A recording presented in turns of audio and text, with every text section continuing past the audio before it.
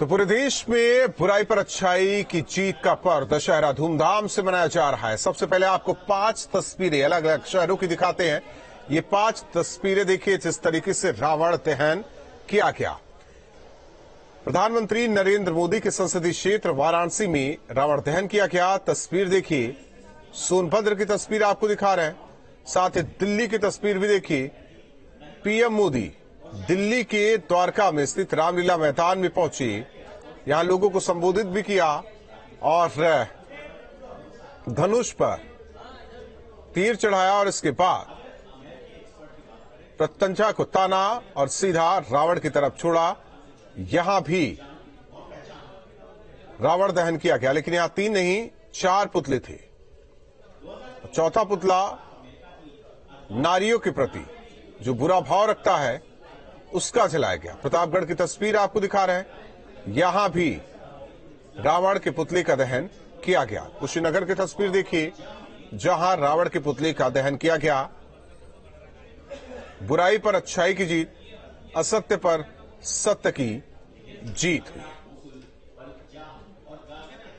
तो ये 5 तस्वीरें अलग अलग दशहरे के मौके पर वाराणसी, सोनभद्र, दिल्ली, प्रतापगढ़ और कुशीनगर की आपको दिखा रहे हैं।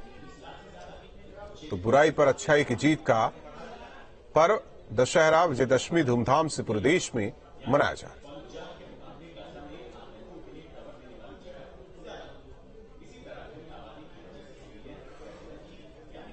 और कानपुर से हमारे साथ सहयोगी श्याम तिवारी जुड़े हैं, साथ ही साथ आगरा से विनीत दुबे हमारे साथ सहयोगी जुड़े हैं। सबसे पहले आगरा का रुख करते हैं, क्या कुछ तस्वीर रही विनीत?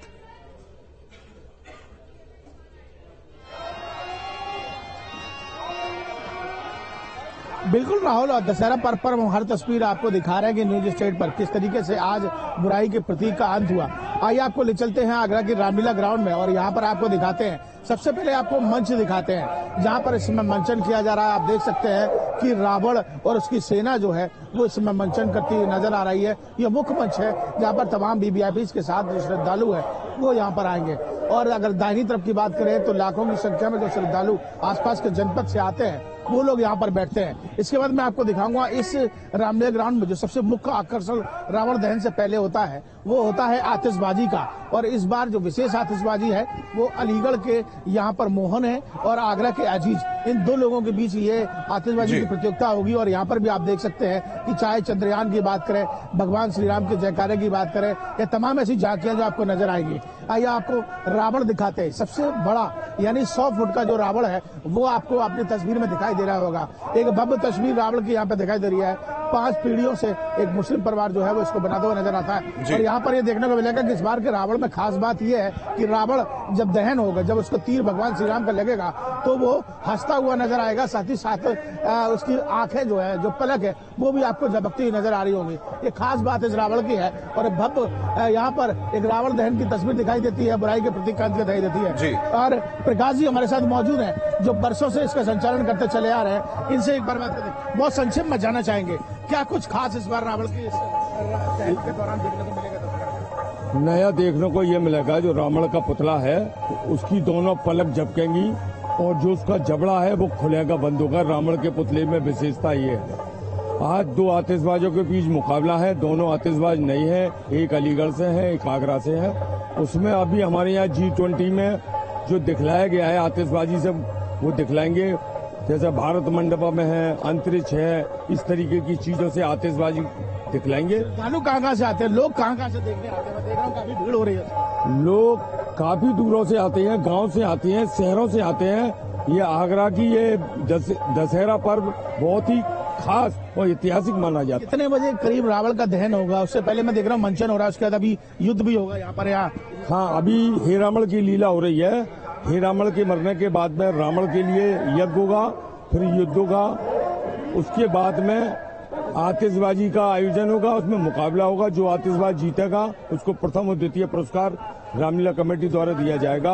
उसके बाद करीब 12 बजे रावण के पुतले में आग लगाई जाएगी, उसमें आतिशबाजी भी लगेगी। राहुल, मैं यहाँ बताना चाहूंगा कि अगर उत्तर प्रदेश की बात की जाए तो सबसे अंत में यानी रात को 11 से 12 बजे के बीच में रावण दहन का कार्यक्रम यहाँ पे किया जाता है। ये वही मंच मैं आपको दिखा देता हूँ। ये मंच बनाया गया है जहाँ पर मल्लयुद्ध किया जाएगा रावण के साथ। मैं दाहिनी तरफ अपने दिखाना चाहूंगा, देखिए आतिशबाजी के साथ साथ आपको कुछ लोग बैठे हुए नजर आ जाएंगे।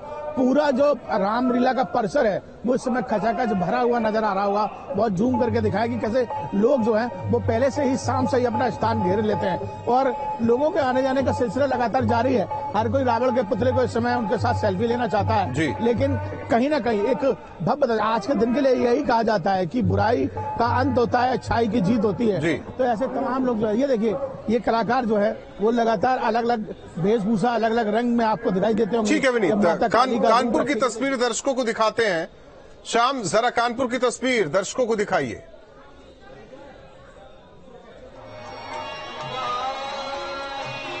देखिए, कानपुर की अगर बात की जाए तो कानपुर में 1 दर्जन से अधिक स्थानों पर बड़े पैमाने पर रावण का दहन किया जाता है, लेकिन कानपुर के परेड ग्राउंड पर सबसे अधिक इसका महत्व है।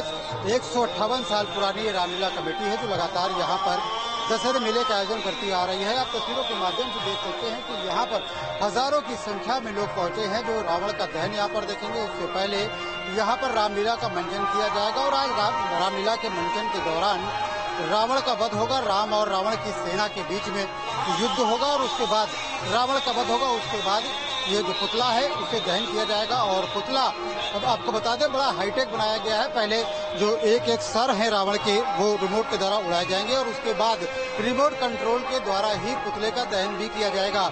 आपको बता दें कि यहाँ की आतिशबाजी की खास बात यह है कि ये भी पूरी तरीके से इलेक्ट्रिक होती है।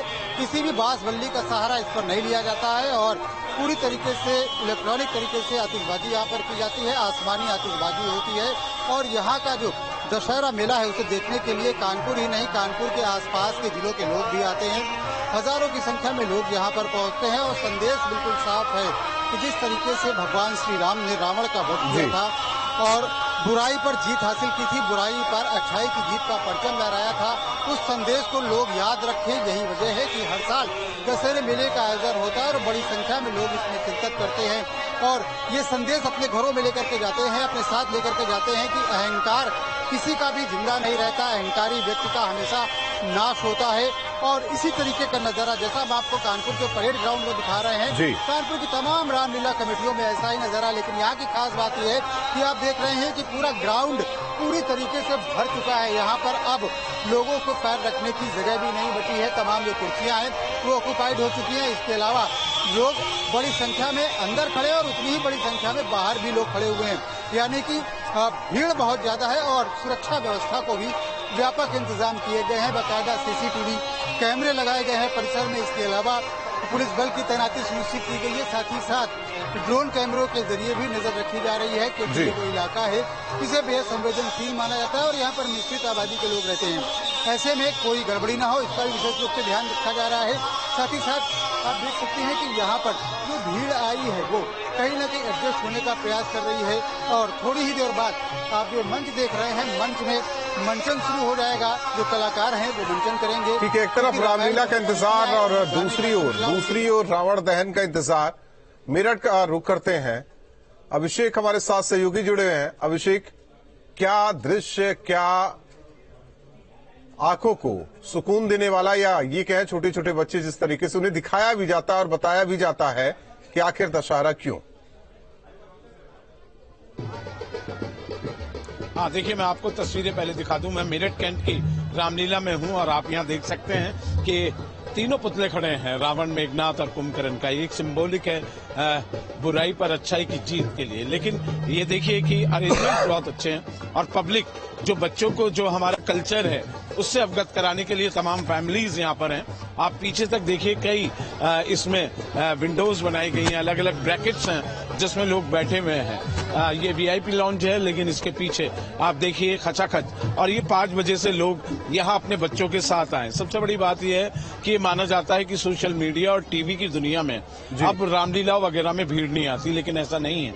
अगर आप देखें ये जो लोग हैं और ये ही अपना कल्चर जो है, जो संस्कृति है, अभी भी रामलीला में अभी मैं बजट पता कर रहा था कि इस रामलीला का बजट कितना है, तो आप बिलीव करेंगे कि 50 लाख से ऊपर इस पूरे अरेंजमेंट्स में यहाँ के जितने भी ये संयोजक हैं उन्होंने खर्च किया है।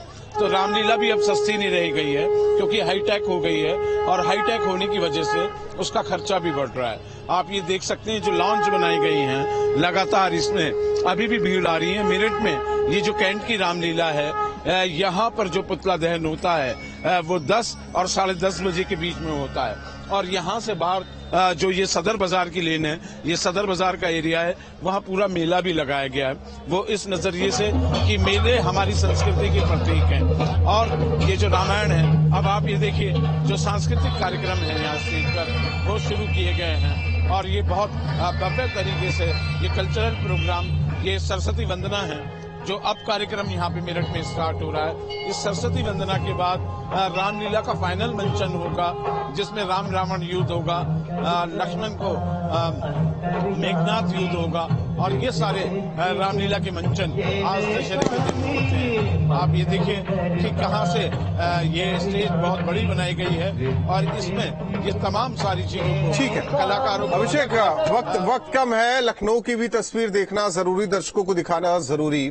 शुभम हमारे साथ है, जुड़े हुए हैं। शुभम, क्या कुछ तस्वीर है दशहरे के मौके पर अवध की?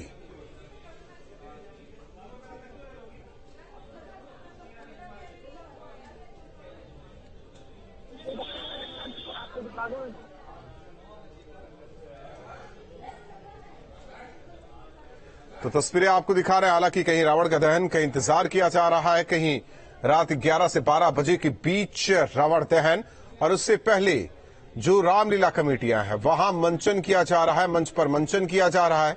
कुछ देर पहले, कुछ ही पल पहले आपको तस्वीरें मेरठ के हमने दिखाई, किस तरीके से वहां भव्य तरीके से रामलीला का मंचन हो रहा है। कानपुर की तस्वीर और साथ ही साथ आगरा की तस्वीर आपको दिखाया। हालांकि हाईटेक तरीके से रावण का दहन किया जा रहा है, रिमोट के जरिए एक एक सिर का दहन किया जाएगा, और ये बताने की कोशिश है कि अहंकार टिकता नहीं, अहंकार का नाश यूं ही होता है जिस तरीके से रावण को अहंकार हो गया था।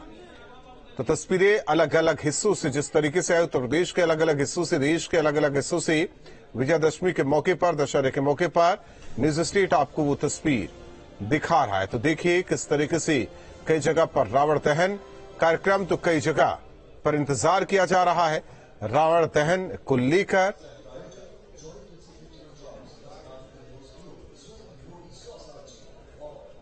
और यहां रुकते कुछ पलों के लिए।